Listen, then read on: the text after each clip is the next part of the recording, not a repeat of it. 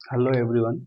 जैसा कि हमने ग्रुप में एक बीएसए का ब्लॉक डायग्राम डाला था। अब हम उस ब्लॉक डायग्राम को याद कैसे करना है एक बार समझते हैं, और समझने के बाद में वो हमें याद हो जाएगा। और एक बार अगर वो याद हो गया तो हमारे जो AIB 21 में लगभग 8 नंबर के क्वेश्चन आएंगे, वो क्वेश्चन हम कर सकेंगे। और देखिए सर, कि जब तक कि ब्लॉक डायग्राम याद नहीं होंगे, हम किसी भी एक्ट को याद नहीं कर सकते हैं। हाँ, उसके कुछ प्रोविजन हमें भले ही याद हो जाएंगे, लेकिन वो कंप्लीटली हमारे दिमाग में सेट नहीं होगा। सबसे पहले हम शुरू करते हैं बीएसए से। इसका ब्लॉक डायग्राम याद भी कैसे करना है वो मैं आपको समझाता हूँ। देखिएगा सर, सबसे पहले बीएसए की बात करूँ तो दो चार बेसिक बातें हैं। पहली ये कि इसने रिप्लेस किया है इंडियन एविडेंस एक्ट 1872। इसे रिप्लेस करके हमारे पास आया है बीएसए 2023। ठीक है सर। अब बीएसए 2023 बना कब, उसकी क्या डेट थी? तो सर उसकी डेट है 25 दिसंबर 2023। ठीक है सर, इस डेट को ये बन चुका था क्योंकि हमें पता है कि हमारे तीनों क्रिमिनल लॉज 25 दिसंबर 2023 को ही बने हैं। बनने का मतलब है कि प्रेसिडेंट की इस पे एसेंट मिल जाना। और इसी के बाद अगर मैं बात करूं तो ये लागू कब से हुए हैं? ये वैसे तीनों क्रिमिनल लॉज में सेम है। इन्फोर्स डेट है 1 जुलाई 2000। तो तीनों एक्ट्स के लिए, चाहे बीएसए हो, चाहे बीएनएस हो या बीएनएसएस हो, उन दोनों के लिए डेट्स यही रहेगी। ठीक है सर। इससे पहले कौन सा एक्ट था वो भी बात कर लिए। अब इस एक्ट के अंदर टोटल भाग कितने हैं आप मेरे उस फोटो में देखिएगा। मैंने बकायदा वो भाग जितने भी है, क्योंकि पूरा एक्ट कितने भागों में बटा हुआ है वो भी मैंने उसमें लिख रखा है। तो टोटल उसमें दे रखे हैं 4 भाग। आसान चीज है, हम धीरे धीरे एक एक चीज को देखेंगे। भाग के बाद अगर मैं बात करूं कि उसमें टोटल चैप्टर कितने हैं, तो उसमें टोटल चैप्टर है हमारे पास 12। इन 4 भागों में ये 12 चैप्टर दे रखे हैं। इन 12 चैप्टर्स में धाराएं कितनी है? तो टोटल धारा है हमारे पास 170। ठीक है सर। इसके बाद भी एक चीज बच जाती है जो हमें ध्यान रखना है। हालांकि मैंने ये ब्लॉक डायग्राम में नहीं लिख रखा है, लेकिन फिर भी आप ध्यान रखें। इसमें एक अनुसूची भी है।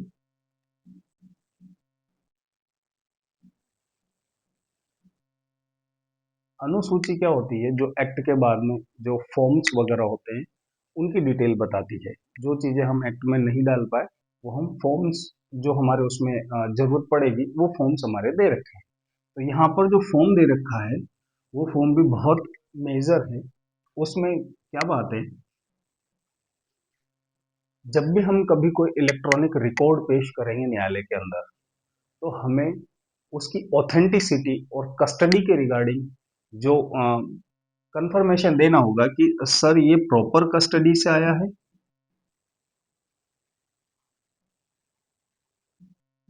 प्रॉपर कस्टडी से आया है, और इसकी ऑथेंटिसिटी सेम है। मतलब कि इसमें किसी भी प्रकार का छेड़छाड़ नहीं किया गया है। ये सारी चीजें हमें न्यायालय को बतानी होगी, तभी न्यायालय हमारे इलेक्ट्रॉनिक रिकॉर्ड को एडमिट करेगा। उसके रिगार्डिंग हमारे को फॉर्म दे रखा है शेड्यूल के अंदर। तो ये बेसिक चीजें थी जो कि इस एक्ट के शुरुआत से पहले हमें पता होनी चाहिए। सर कितने भाग हैं? इसके 4 भाग हैं सर। चैप्टर 12 है, सेक्शन 120 है, और शेड्यूल 1 है। किस डेट को बना है? 25 दिसंबर को बना है। लागू कब से हुआ है? 1 जुलाई 2024 से। आगे चलते हैं सर। अब ये 4 भागों में बना है, तो मैं भी अब उन चारों भागों को बनाऊंगा आपके सामने और बताऊंगा कि उसे याद कैसे करेंगे। देखिए सर,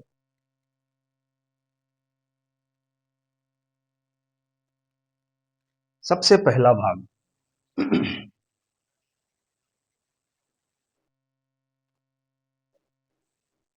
भाग नंबर 1।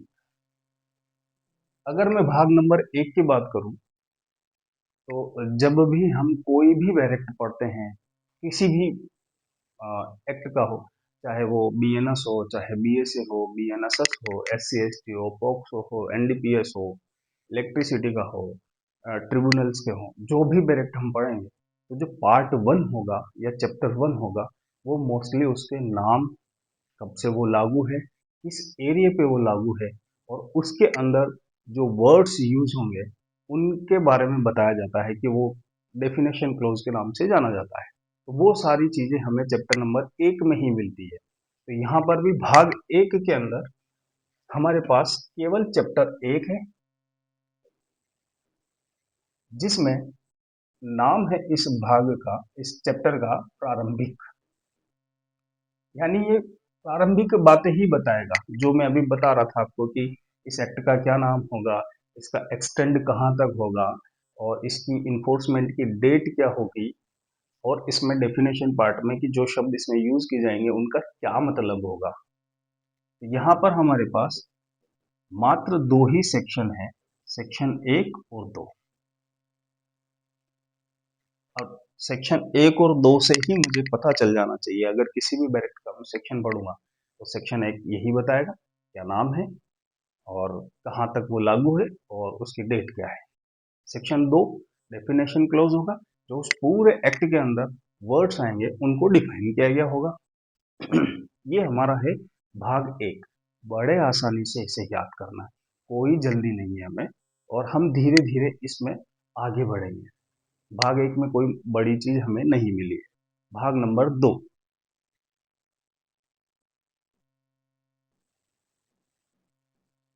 ये भाग नंबर, सर इसमें एक ही चैप्टर है और ये बीएसए की जान है। यानी कि हम जब न्यायालय में चाहे वाद हो, चाहे कोई कार्यवाही हो, या कोई विचारण हो, उसमें जब हम साक्ष्य पेश करते हैं तो हमें न्यायालय को बताना होता है कि जो भी साक्ष्य हम पेश कर रहे हैं वो हमारे प्रकरण से, हमारी कार्यवाही से, हमारे वाद से किस प्रकार सुसंगत है। यानी कि बीएसए में अगर कोई भी फैक्ट, मैं बात करूंगा फैक्ट की, फैक्ट डेफिनेशन क्लोज में आएगी, उसकी डेफिनेशन जब हम उसे पढ़ेंगे तो हर चीज फैक्ट होती है। तो वो जो फैक्ट्स हैं वो अपने वाद, कार्यवाही या प्रकरण के फैक्ट से किस प्रकार रिलेवेंट है, किस प्रकार सुसंगत है, ये हमें इस चैप्टर नंबर 2 में मिलेगा। देखते हैं सर। भाग 2, भाग 2 में हमारे पास है चैप्टर नंबर 2 और इसका नाम है, देखिए सर नाम से ही क्लियर है, तथ्यों की सुसंगति के विषय में। यही बात बोली है सर कि अगर चोरी करने से पहले किसी पर्सन का क्या कंडक्ट था, चोरी करने के बाद किसी पर्सन का क्या कंडक्ट था, किस कारण से चोरी की गई थी, उसके प्रभाव क्या आए हैं, क्या ये सारी बातें रिलेवेंट होगी। तो यस, एब्सोल्युटली ये सारी बातें रिलेवेंट होगी। तो ये रिलेवेंट कहाँ होगी, वो बातें, वो फैक्ट रिलेवेंट होंगे भाग 2 में बीएसए के, जिसका चैप्टर है 2 नंबर का, और इसी चैप्टर का नाम है इन तथ्यों की सुसंगति के विषय में। यानी कि ये इनकी रिलेवेंसी के रिगार्डिंग बात की जाएगी। सर इस चैप्टर की रेंज है सेक्शन 3 से 50। हालांकि जब हम रेगुलर क्लासेस लेने लगेंगे तो हम इस पार्ट का भी डिवाइडेशन करेंगे, ताकि हमें ये पता चलेगा कि एआईबी में जब भी कोई क्वेश्चन आएगा तो उस क्वेश्चन के लिए हमें एग्जैक्ट किस लोकेशन पे जाके उस सेक्शन से आंसर निकालना है। वरना वहां पर हमारा अधिकतर समय बैरेक्ट को पलटने में ही निकल जाता है, और हमें वो बैरेक्ट को पलटने का जो समय है वो बचाना है, और वो बचेगा तो हम क्वेश्चंस को ज्यादा अटेम्प्ट कर पाएंगे और ज्यादा समय दे पाएंगे। आइए सर, ये था हमारा भाग 2। भाग 2 के बाद हमारे पास टोटल 4 भाग थे। हम तीसरे भाग की बात करेंगे। आइए सर, तीसरा भाग, भाग नंबर 3। सर, बेसिक बात करता हूँ मैं, भारतीय साक्ष्य अधिनियम 2023 की बात कर रहा हूँ। तो साक्ष्य देने के लिए या साक्ष्य के लिए हमारे पास दो ही चीजें हैं। दो चीजें क्या है? या तो हम कोई डॉक्यूमेंट न्यायालय में पेश करें, या फिर कोई थिंग न्यायालय में पेश करें, मतलब आर्टिकल, या फिर किसी पर्सन को एज ए विटनेस न्यायालय में पेश करें, साक्ष्य के रूप में, साक्षी के रूप में और साक्ष्य के रूप में। अभी तक जो मैंने भाग 1 और भाग 2 की बात की है, उसमें तो ऐसी कोई बात नहीं आई है। तो हमें मोटा मोटा दो चीजों से हम एविडेंस लेने की कोशिश करेंगे। पहला, डॉक्यूमेंट थिंग्स, और दूसरा पर्सन। तो जो हमारा भाग 3 है, यहां से हमारी एक्चुअल अंडरस्टैंडिंग शुरू होती है। भाग 3 का नाम है सबूत के विषय। हाँ सर, अब हम प्रूफ देने की बात करेंगे न्यायालय। ठीक है सर। ये कहां से कहां तक है? क्योंकि हमें बिना रेंज याद हुए कुछ नहीं होगा सर। भाग 3 की रेंज है हमारे पास सेक्शन 51 से 103। मैंने बोला है सर सेक्शन 51 से 103। और इस भाग 3 में चैप्टर कितने हैं? तो सर हमारे 2 चैप्टर तो खत्म हो गए। अब यहाँ पर हमारे पास 4 चैप्टर हैं। Chapter number 3, chapter number 4, chapter number 5 और चैप्टर नंबर 6। तो वो चैप्टर्स कौन से हैं, पहले यहीं पे लिख लेते हैं। ये सर इसमें कितने चैप्टर मिलेंगे? चैप्टर नंबर 3 से 6। सर चैप्टर है तो हमें उनके बारे में भी लिखना होगा, उनकी रेंज याद होनी चाहिए, और उनमें है क्या वो भी बात करते हैं। तो सबसे पहले लेते हैं sir chapter number 3। Chapter number 3 बहुत ही प्यारी बात करता है, हमें एक बार में ही समझ में आ जाएगा। अभी तक कोई बड़ी बात हमने की नहीं। चैप्टर नंबर 1 प्रारंभिक, चैप्टर नंबर 2 तथ्यों की सुसंगति के विषय में। अब आया है चैप्टर नंबर 3। तो जैसे ही हम न्यायालय में, जैसे मैंने बताया था, थिंग्स, पर्सन, आर्टिकल्स, उनके साक्ष्य के रूप में काम लेना है, तो उससे पहले ही बीएसए ये बताता है कि ऐसे तथ्य, ऐसे फैक्ट जिनको साबित करने की ही जरूरत नहीं है। क्योंकि अब हम प्रूव करने के लिए चलेंगे किसी भी चीज को या किसी पर्सन के द्वारा साक्ष्य लेकर के। तो उससे पहले ही ये क्लियर कर देंगे बीएसए के अंदर कि सर ऐसी जगह पर हमें साक्ष्य देने की जरूरत नहीं है। तो वो कौन सी है, वो चैप्टर नंबर 3 में दे रखी है। आइए सर चैप्टर नंबर 3 देखिए। चैप्टर नंबर 3, इसकी रेंज क्या है सर? हमने 50 तक खत्म की थी भाग 2 में, चैप्टर 2 में। तो इसकी रेंज है सेक्शन 51 से 53। यानी यहाँ पर हमारे पास 3 सेक्शन है, ज्यादा बड़ा चैप्टर है भी नहीं। और कह भी क्या रहा है कि ऐसे तथ्यों को जिनको साबित करने की जरूरत नहीं है। यानी कि तथ्य, फैक्ट जिनका साबित किया जाना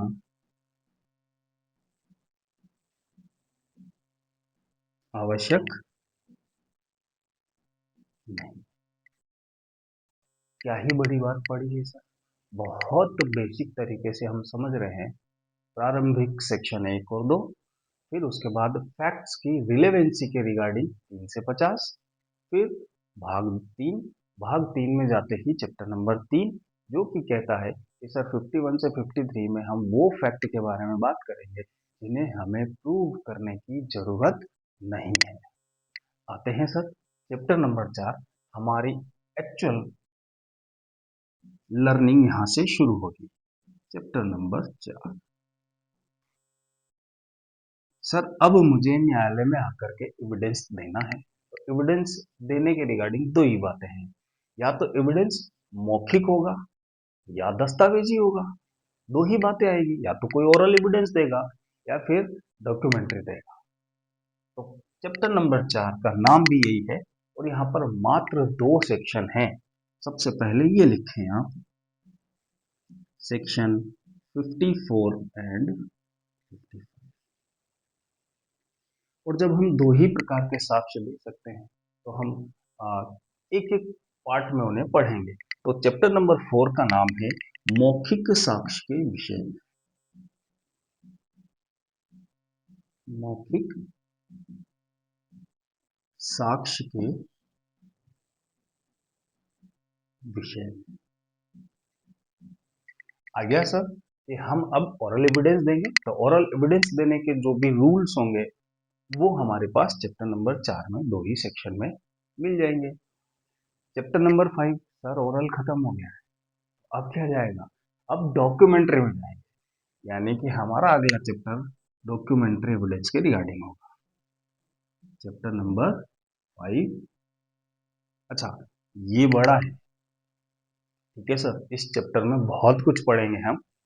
इसकी रेंज है हमारे पास सेक्शन 56 से 93 है सर, बहुत बड़ा है, लगभग 5, 3, 8 और 30, यानी कि लगभग 38 सेक्शन है यहाँ पर, और यहाँ पर बहुत सारी चीजें डली हुई है। इसका नाम क्या हो जाएगा सर चैप्टर का? दस्तावेजी साक्ष्य।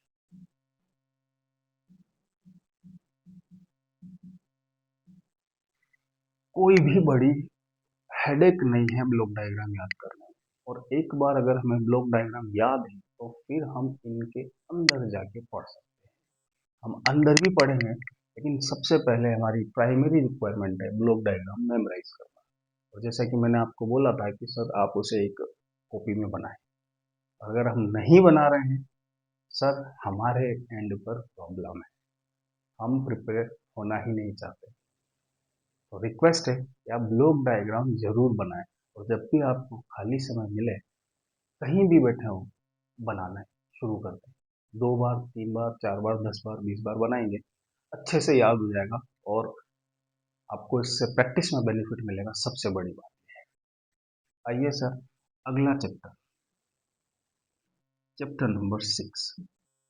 अब सर इसका नाम क्या होगा? मुझे नाम पता ही नहीं है और मैं दिमाग पर प्रेशर भी नहीं लगा। मुझे तो जब भी मैं नेचुरल चीजें देखने की कोशिश करता हूँ तो नेचुरल चीजों को ही फॉलो करें। यहाँ पे आपको अपने आप आगे से आगे बातें समझ में आएगी। सर सबसे पहले क्या बात की हमने? सबसे पहले नाम पते बताए, उसके बाद रिलेवेंसी की बात की, क्योंकि न्यायालय में सबसे ज्यादा जो जरूरी महत्वपूर्ण चीज होगी वो रिलेवेंसी ही होगी कि ये फैक्ट इस फैक्ट से कैसे रिलेवेंट है, वो रिलेवेंसी खत्म होगी। उसके बाद जब हम जाते हैं प्रूफ के रिगार्डिंग, तो सबसे पहले तो यही बात करते हैं सर किनको प्रूव करने की रिक्वायरमेंट नहीं है।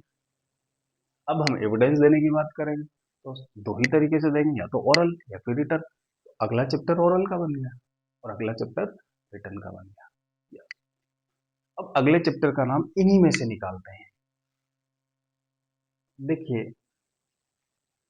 जब ओरल एविडेंस दिया जाता है और जब डॉक्यूमेंट दिए जाते हैं, दोनों चीजें चैप्टर नंबर 4 और 5, और अगर लॉ में यह कहा गया है कि आपको कोई डॉक्यूमेंट ही पेश करना है, तब आप क्या करेंगे? मुझे मान लीजिए कोई सेल डीड के रिगार्डिंग कोई मैंने सिविल सूट किया है कि सेल डीड में कोई ब्रीच ऑफ कॉन्ट्रैक्ट है, वट एवर, मान लीजिए ब्रीच ऑफ कॉन्ट्रैक्ट ही है। अब मैं सेल डीड पेश करना चाह रहा हूँ, तो क्या मैं न्यायालय में जा करके डायरेक्ट जाके बोलूं कि श्रीमान हमने एक सेल डीड एग्जीक्यूट की थी जिसमें हमने फोर व्हीलर को इतने रुपए में बेचने की बात की थी, इन्होंने मुझे अभी तक पैसा नहीं दिया है जबकि इन्होंने मेरा फोर व्हीलर ले लिया है, तो मुझे इनसे पैसे दिलाए जाए। तो क्या न्यायालय केवल मेरे ओरल एविडेंस पे ही कोई जजमेंट करेगा? तो इसका आंसर है नो। क्यों? क्योंकि हमारे पास एक रूल है, लॉ में एक सेट फॉर्मेट है कि सर अगर आपने या फिर लॉ के रिक्वायरमेंट के अनुसार कोई डीड एग्जीक्यूट की है, कोई डॉक्यूमेंट एग्जीक्यूट किया है, तो उसका ओरल एविडेंस आप नहीं दे सकते हैं जब तक कि वो डॉक्यूमेंट न्यायालय में नहीं आए। दैट मीन्स ये कि चैप्टर नंबर 6 यही कहेगा कि अगर आपके पास लॉ है कि आपको पहले डॉक्यूमेंट प्रोवाइड करना है, तो उस डॉक्यूमेंट को बिना प्रोड्यूस किए न्यायालय में आप उसका ओरल एविडेंस नहीं दे सके। अगले चैप्टर का नाम भी यही है, पहले इसकी रेंज देख लीजिए सर। सेक्शन 94 से 103, लास्ट यही है, यहां से देख लीजिए सर। अब इसका नाम क्या है?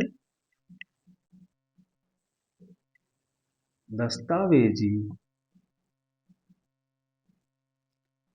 साक्ष्य द्वारा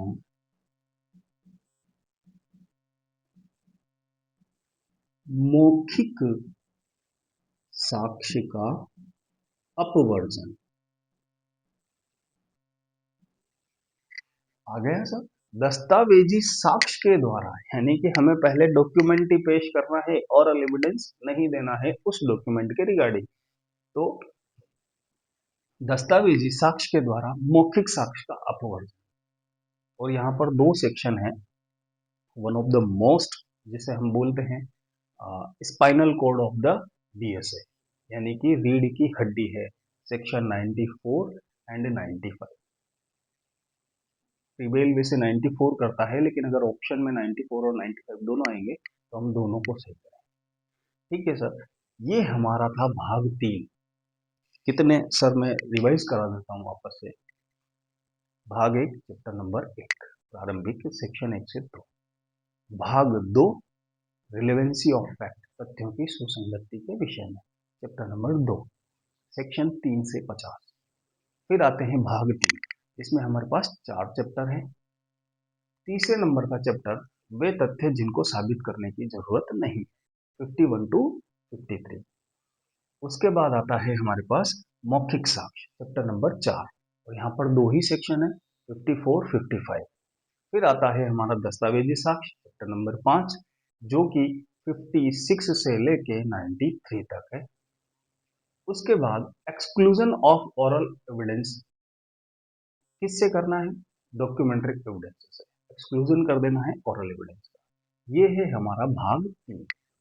अब लास्ट सर, बीएसए की बात कर रहे हैं और अभी तक किसी पर्सन को या किसी पर्सन के बारे में बात नहीं की।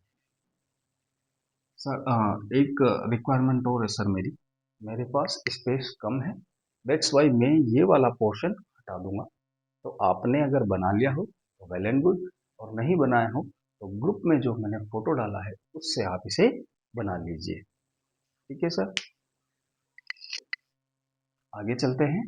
पार्ट 4, प्लेस की इनसफिशियंसी की वजह से मैं इसे मिटा रहा हूं।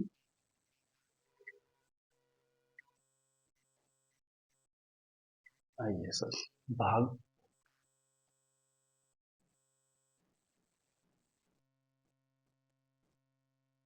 सर, ये भाग हमारा और महत्वपूर्ण हो जाता है। इसका नाम है साक्ष्य का पेश किया जाना और उसका प्रभाव। साक्ष्य का पेश किया जाना और उसका प्रभाव, उसका इफेक्ट क्या आएगा। ठीक है सर, इसमें बचे हुए चैप्टर कितने हैं? चैप्टर नंबर 7 से 12 लास्ट पार्ट है सर। और इसमें सेक्शन कितने होंगे सर? याद कीजिए सर, हमने 103 पे छोड़ा था, तो 104 से 170 हो जाएगा। हमारी रेंज यही है। ठीक है सर, कोई बड़ी चीज नहीं है, अभी हम याद कर लेंगे इसे भी। हाँ, यहीं पे याद करेंगे सर।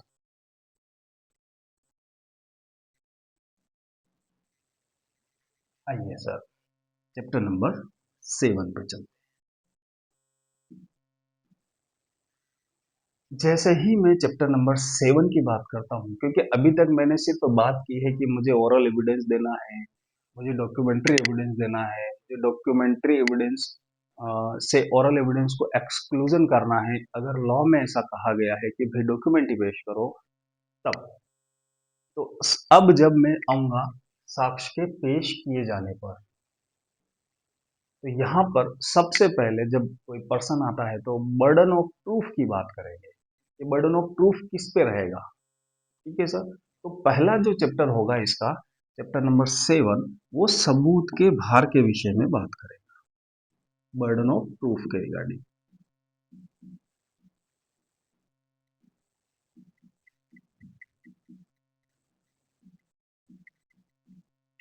ठीक है सर, और जब मैं सबूत के भार के विषय में बात करूंगा तो यहाँ पर मेरे पास जो सेक्शन की रेंज है वो है 120 तक, 104 से 120। बहुत ही आसान है, यहाँ पर हम बात करेंगे। और जैसा कि यहाँ पर वैरायटीज मिलेगी कि कब बर्डन ऑफ प्रूफ प्रोसिक्यूशन पे होगा, कब बर्डन ऑफ प्रूफ प्लेंटिफ पे होगा, कब बर्डन ऑफ प्रूफ अक्यूज्ड पे होगा। जनरली जनरल रूल ये है कि burden of proof criminal matters में प्रोसिक्यूशन पे होता है और सिविल मैटर पे प्लेंटिफ पे होता है, लेकिन ये शिफ्ट कब हो जाता है उसके रिगार्डिंग यहाँ पर कुछ सेक्शंस मिलेंगे जो कंटिन्यूटी में आपको याद होगा। एक बार आप जैसे ही मेरे साथ चैप्टर नंबर 7 में आएंगे तो आपको एक एक करके मैं स्टेप बाय स्टेप याद करा दूंगा कि हमें पता चलेगा। जैसे हमारे पास एक केस होता है डाउरी डेथ का, तो डाउरी डेथ की जब न्यायालय प्रेजम्पशंस ले लेता है तो बर्डन ऑफ प्रूफ पहले प्रोसिक्यूशन पे नहीं होता है, पहले अक्यूज पे होता है। सेम वैसे ही जैसे रेप का मामला है, तो रेप में सबसे पहले अगर विक्टिम ये कह देती है कि मेरी कंसेंट नहीं थी, तब सबसे पहले बर्डन ऑफ प्रूफ शिफ्ट हो जाता है अक्यूज पे। जबकि जनरल रूल क्या है कि पहले प्रोसिक्यूशन प्रूव करे। वो सारी बातें हम यहाँ समझेंगे 104 से 120 तक। अगले चैप्टर में आते हैं, चैप्टर नंबर 8। सर, ये कोई विशेष चैप्टर नहीं है, लेकिन पूछा जाता है। इसे हम विबंध बोलते हैं। इसमें हमारे पास 3 सेक्शन है, 121 से 123। अब विबंध का मतलब ये होता है कि मैं बिल्कुल फॉर्मल लैंग्वेज में आपको बता रहा हूँ कि जब मान लीजिए कोई पर्सन किसी काम को करने के लिए कुछ कमिटमेंट कर देता है और उसके कमिटमेंट के बाद कोई पर्सन, अदर पर्सन अपनी स्थिति को वेरी कर लेता है, यानी कि वो अपनी स्थिति को बदल लेता है। किसी के कमिटमेंट करने पर अपनी स्थिति को कोई दूसरा पर्सन अगर बदल लेता है, तब जिस पर्सन ने कमिटमेंट किया था उसे अपने कमिटमेंट से मुकरने नहीं दिया जाता है। इसे बोलते हैं विबंध का सिद्धांत। अंदर जब हम इसे पढ़ेंगे तो बहुत आसानी से ये आपको समझ में आ जाएगा। ठीक है सर, आइए चैप्टर नंबर 9। सर, रेंज की बातें हैं, अभी भी मेरे पास वो पर्सन्स नहीं आए हैं जो कि न्यायालय में आकर के साक्ष्य देंगे, साक्षी के रूप में आएंगे। अब मैं उन्हीं को लाऊंगा चैप्टर नंबर 9 के अंदर। देखिए सर, चैप्टर नंबर 9 साक्षियों के विषय में, साक्षियों के विषय में, यानी कि पहली बार हमारे पास कुछ ऐसा आया है जहां से हमें थोड़ा इंटरेस्ट बने। 124 से 139, यहाँ पर अलग अलग तरह के साक्षियों की बात की जाएगी। जैसे सबसे पहले कॉम्पिटेंट विटनेस कौन होता है? क्या एक 6 साल का बालक कॉम्पिटेंट विटनेस हो सकता है? क्या एक 96 year old person competent witness हो सकता है? क्या इडियट, इंसेन, ये लोग कॉम्पिटेंट विटनेस हो सकते हैं? तो वो सारी चीजें यहाँ पर मिलेगी। पहली बात तो कि कौन कॉम्पिटेंट होता है, उसके बाद साक्ष्य दे कौन सकेगा। जैसे हस्बैंड और वाइफ, कोई एक कपल है, उसमें से हस्बैंड पे एलिगेशन है मर्डर का, और उस मर्डर के रिगार्डिंग कुछ बातें उस हस्बैंड ने अपनी ही वाइफ को बताई। मान लेते हैं कि उस हस्बैंड ने ही मर्डर किया है और वो कुछ बातें उसने आकर के अपनी वाइफ को बताई थी, तो क्या उसकी वाइफ न्यायालय में उस हस्बैंड के अगेंस्ट एज ए विटनेस आ सकती है?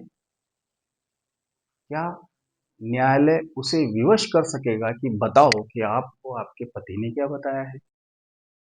या फिर अगर न्यायालय विवश नहीं करता है तो क्या वो महिला खुद आकर के बोल सकती कि हाँ साहब मेरे हस्बैंड ने ये काम किया है, तो उसे न्यायालय परमिट कर देगा क्या? ये बातें भी हमें यही मिलेगी। क्या एक प्रिसाइडिंग ऑफिसर को एज ए कॉम्पिटेंट विटनेस बुलाया जा सकेगा? क्या एक सरकारी कार्यालय के अधिकारी को, जो कि उसने कुछ ऐसी इंफॉर्मेशन गेन की है जो उसने अपने ड्यूटी को डिस्चार्ज करते समय ली थी, तो क्या उसके लिए उसे कंपेल किया जा सकता है? अच्छा, एक सेक्शन और है यहाँ पर, को अक्यूज की विटनेस, क्या वो रिलेवेंट है हमारे लिए? उसकी एविडेंशियल वैल्यू क्या है? बहुत सारी बातें आएगी, वो हम पढ़ेंगे। क्या मुझे अगर कोई केस जीतना है तो उसके लिए कितने विटनेस पेश करने चाहिए? 2, 10, 20, 50, 100? क्या मैं 2000 विटनेस पेश कर दूं न्यायालय में तो मैं वो केस जीत जाऊंगा? क्या श्योरिटी है क्या 100%? वो सारे सेक्शंस ये हैं। यहाँ आपको समझ में आएगा कि कॉम्पिटेंट विटनेस कौन है, किसे हम बुला सकते हैं। जैसे पुलिस वालों को कोई जानकारी मिलती है कि अमुक जगह पर डकैती डलने वाली है, तो जिसने पुलिस वालों को ये बात बताई थी, क्या उसे न्यायालय में एज ए विटनेस बुलाया जा सकेगा?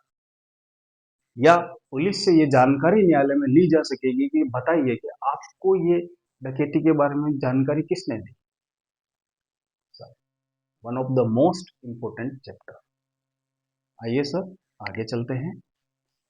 ये केवल कॉम्पिटेंट विटनेसेस के विषय में ही बात करता है। यहाँ पर विटनेसेस का एग्जामिनेशन नहीं हुआ है, उनकी परीक्षा नहीं की है हमने। परीक्षा हम सर अगले चैप्टर में करें, चैप्टर नंबर 10, साक्षियों की परीक्षा।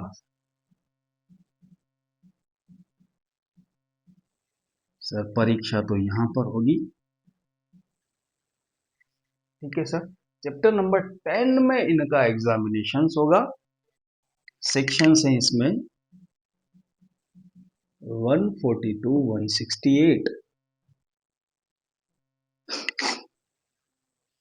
साक्षियों की परीक्षा कैसे की जाएगी सर? अगर हमारे पास सिविल और क्रिमिनल लॉज में कोई प्रोसीजर दे रखा है तो उसी तरीके से उनको बुलाएंगे और उनका एग्जामिनेशन करेंगे। जनरली हम सभी जानते हैं, examination in chief, cross examination, re examination, ये तीनों तरह के होते हैं। मुख्य परीक्षा, प्रति परीक्षा, पुनः परीक्षा। सर कौन सी परीक्षा मैंडेटरी है कि अगर कोई विटनेस आया है तो उसकी ये वाली परीक्षा तो होनी ही चाहिए? जैसे मुख्य परीक्षा क्या मैंडेटरी है, या प्रति परीक्षा मैंडेटरी है, या पुनः परीक्षा मैंडेटरी है? वो यहाँ पढ़ेंगे। मैंडेटरी का मतलब आवश्यक है, जरूरी है कि उसके बिना काम ही नहीं चलेगा। फिर यहाँ पर एक क्वेश्चन आता है, लीडिंग क्वेश्चन किसे कहते हैं? सूचक प्रश्न किसे कहते हैं? वो सारे सेक्शंस 140 से 168 के बीच में है। बहुत सारे सेक्शंस है यहाँ पर जो कि हमारे काम आएंगे। रिफ्रेशिंग मेमोरी, हॉस्टाइल विटनेस, ये सारे हमारे पास 140 से 168 के बीच में मिलेंगे। अगला chapter sir, second last chapter आपके बीएसए का, चैप्टर नंबर 11। यहाँ पर तो एक ही सेक्शन है सर, पहले की तरह ही है। साक्ष्य के अनुचित ग्रहण और अग्रहण के विषय में।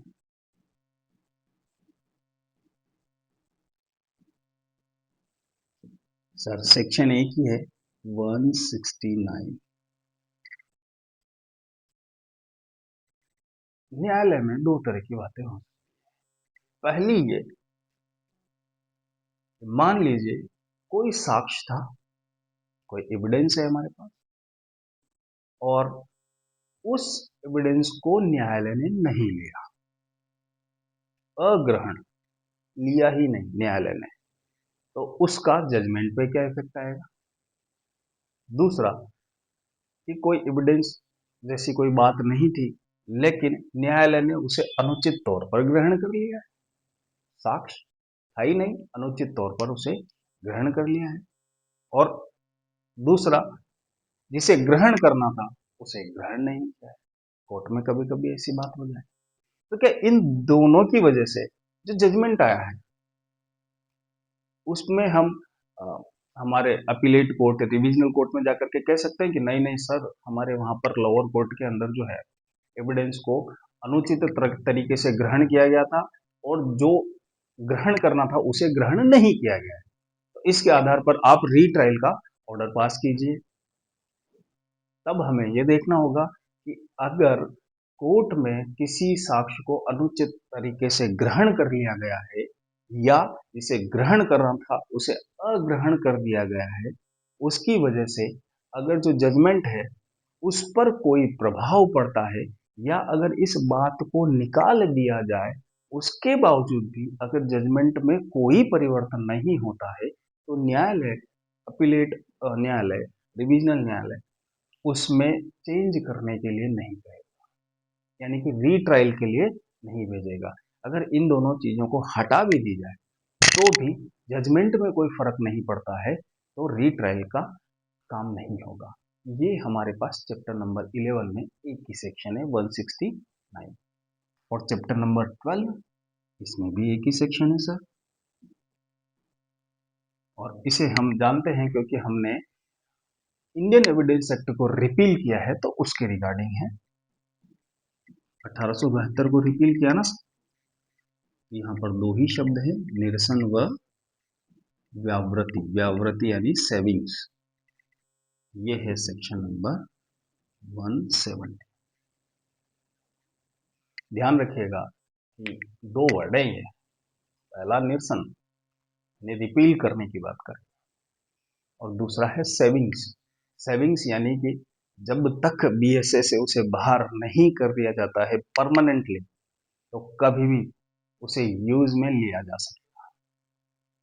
हमारे पास सेविंग्स होती है, जनरली हम उसका यूज नहीं करते हैं, लेकिन जब कभी इमरजेंसी होती है तो हम उसी सेविंग का इस्तेमाल करते हैं। ठीक है सर, ये था हमारा बीएसए का ब्लॉक डायग्राम, जिसमें हमने पार्ट 1 से पार्ट 4 तक के बारे में समझा।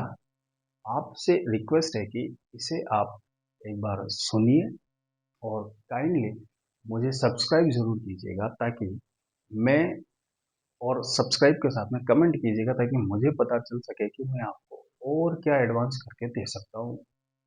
ठीक है सर, और अगर इसमें आपको कोई भी प्रॉब्लम हो तो मेरे इस वीडियो लेक्चर के नीचे ही कमेंट बॉक्स में आप मुझसे पूछ सकते हैं, आप मुझे कॉल भी कर सकते हैं। थैंक यू, जय हिंद।